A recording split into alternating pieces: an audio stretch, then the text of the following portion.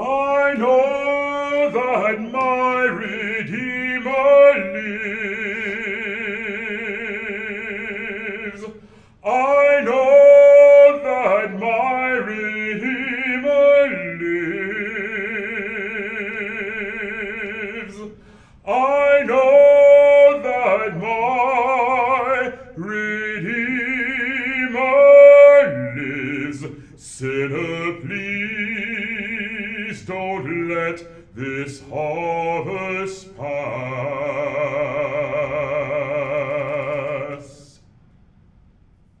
Hello, my name is Kevin Days. I'm a bass baritone, and am a professional concert singer and opera singer. I've sung the repertoire of Bach, Handel, Mozart, as well as some later romantic composers. Mostly, I have made a career as a concert singer, and I sing a lot of Beethoven Ninth Symphonies as well. For over 20 years, I have performed the spiritual arrangements of Harry Burleigh. This Erie native found a way, working with Antonin Dvorak, to structure spirituals as if they were art song. It's been my privilege for more than 10 years to work with Kevin Days, whom I regard as the supreme exponent of the music we call spirituals. We do together what we call our Harry Burleigh show.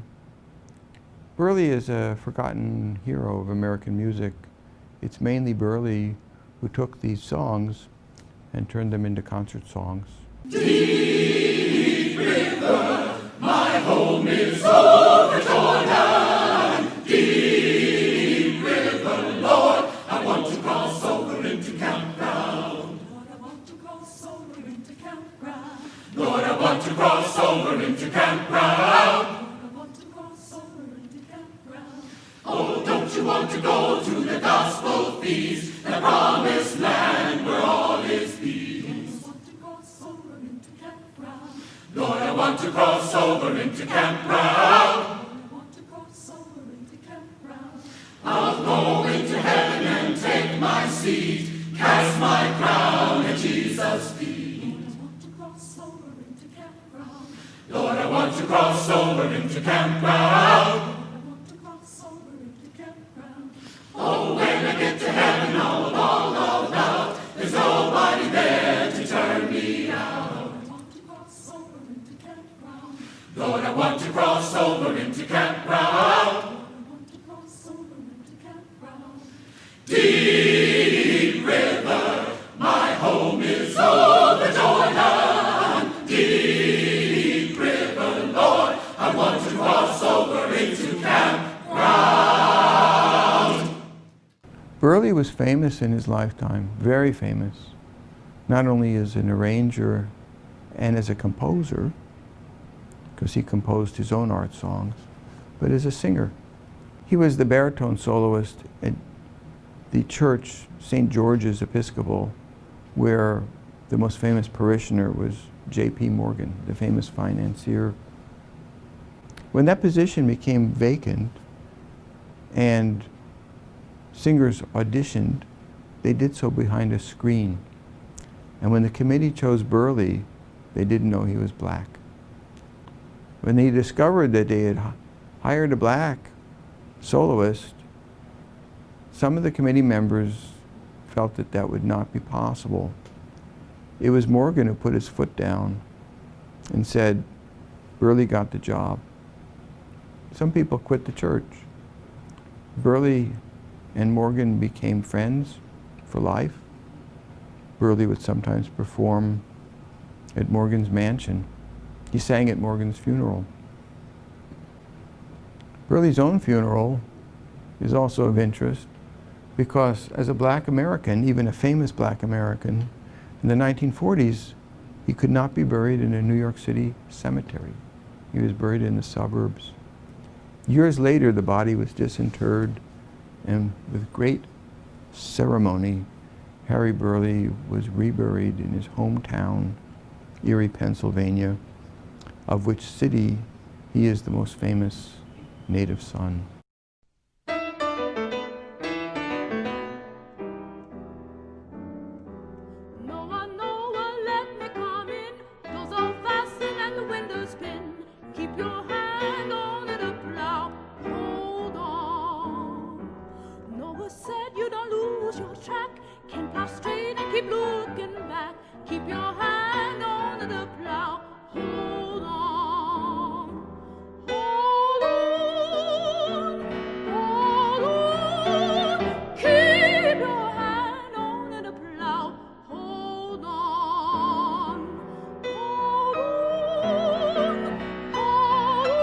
Keep your hand on the plow.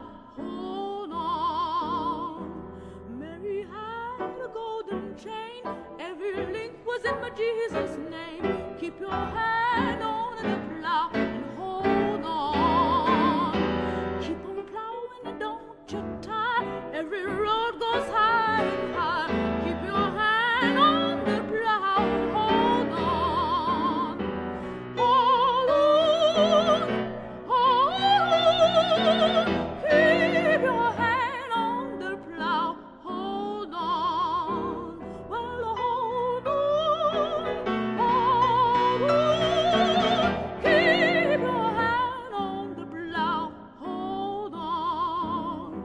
If you want to get to heaven, I'm going to tell you how. Just keep your hand on the gospel plow. Keep your hand on the plow. Hold on. If that plow stays in your hand, you'll land real straight in the promised land. Keep your hand on the plow. Hold on. Well, hold on. Hold on. Keep your hand on the plow and hold on.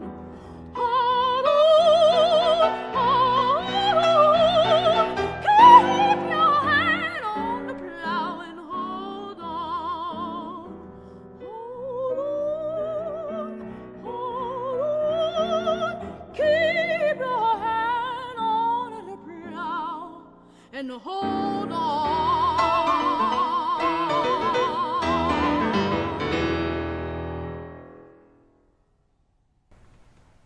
A jubilee.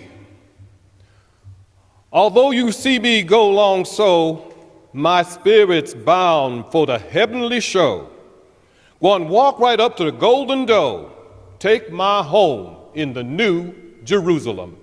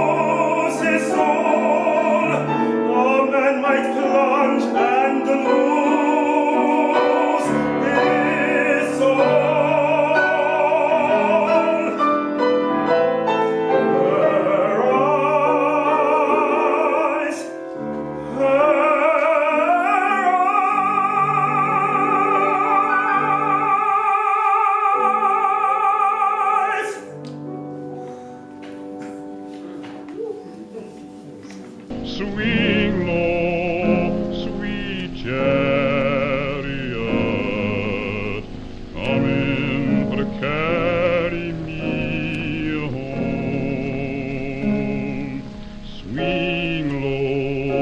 sweet chariot, coming for to carry me home. Swing low, sweet chariot, coming for to carry me home. I looked over Jordan, what did I see? Coming for to carry me home, a band of angels coming after me, coming for to carry me home. Swing low, sweet chariot, coming for to carry me home.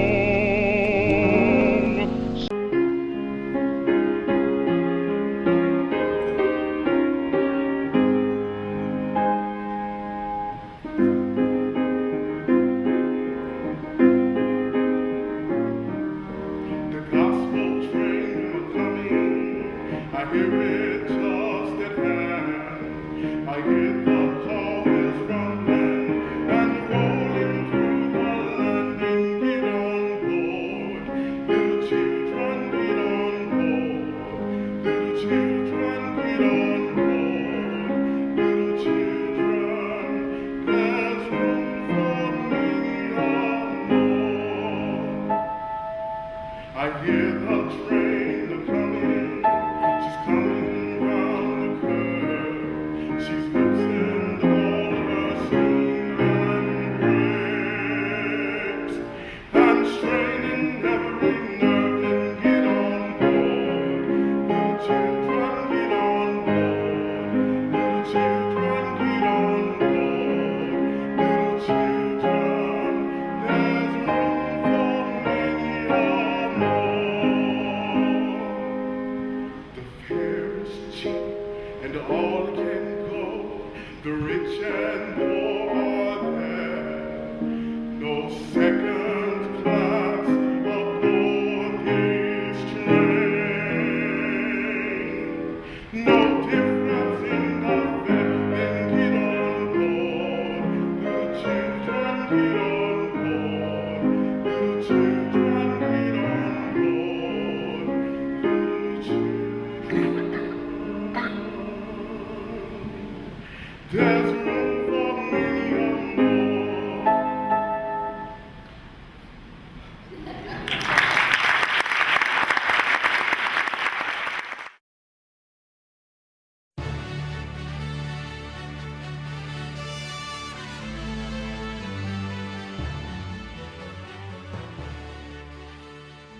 For more than 200 years, slavery was legal within the present boundaries of the United States, a country founded on the belief that all men are created equal, with a God-given right to life, liberty, and the pursuit of happiness.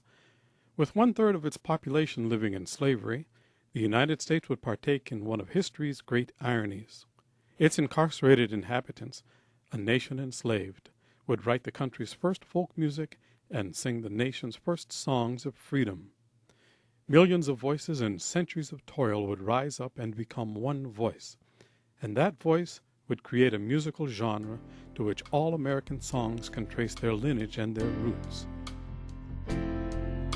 Sometimes I feel like a motherless child. Sometimes I feel like a motherless child. Harry T. Burleigh was born on 3rd Street in Erie's Lower East Side. Music was everywhere in the Burleigh home. His father, who died when Harry was a child, would lead the family in singing while they worked.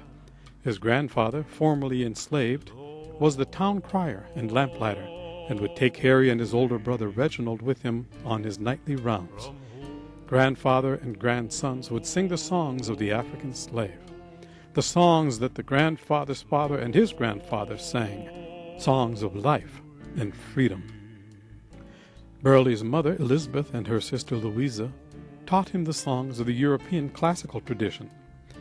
Elizabeth was a college-educated woman, fluent in both French and Greek, but in the early days of emancipation, she was only able to get a job as a janitress and housemaid. She and her son worked in the home of Elizabeth Russell, a local arts patron who hosted performances of art songs. Young Harry would listen from a distance, and the songs and singers that he heard in Russell's home helped release his inner voice, a deep and rich baritone, a voice that was soon in demand at churches, synagogues, and homes in and around Erie. In 1892, Burleigh left Erie to pursue a musical career. With only a few belongings and a head full of music, he left for New York City to audition for the National Conservatory of Music. The years Burleigh spent at the conservatory greatly influenced his career, mostly due to his friendship with Antonin Dvorak, the conservatory's director. After spending countless hours recalling and performing the African-American spirituals that he had learned from his grandfather, Burleigh was encouraged to preserve these songs in his own arrangements, and their themes can be heard in Dvorak's New World Symphony. Before the turn of the century, he established himself as a composer of popular art songs. For decades, Burleigh traveled the world performing the songs of his grandfather, all the while giving his country its first song, which became jazz, swing, blues, and eventually rock. Burleigh came home to Erie nearly 100 years after he left, to that gospel feast, that promised land where all is peace.